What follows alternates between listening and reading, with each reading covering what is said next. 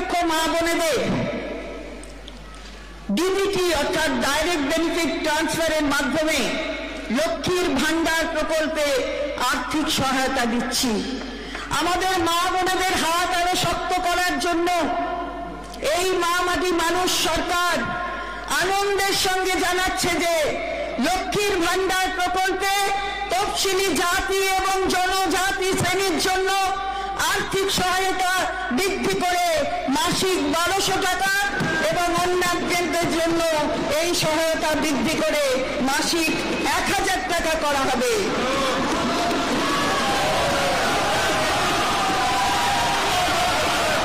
Sir এই বর্ধিত সহায়তা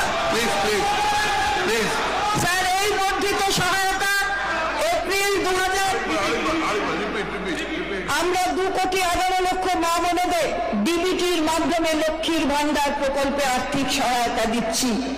আমাদের মা বোনেদের হাত আরো শক্ত করার জন্য এই মা মাটি মানুষ সরকার আনন্দের সঙ্গে জানাচ্ছে যে লক্ষ্মীর ভান্ডার প্রকল্পে তফসিলি জাতি এবং জনজাতি শ্রেণীর জন্য আর্থিক সহায়তা বৃদ্ধি করে মাসিক 1200 টাকা এবং অন্যান্যদের জন্য এই সহায়তা বৃদ্ধি করে মাসিক 1000 টাকা করা হবে।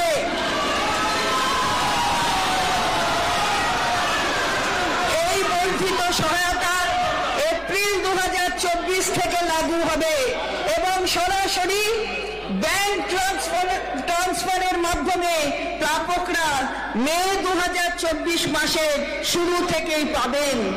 এর জন্য অতিরিক্ত বার্ষিক 12,000 কোটি টাকা বরাদ্দ করা হয়েছে।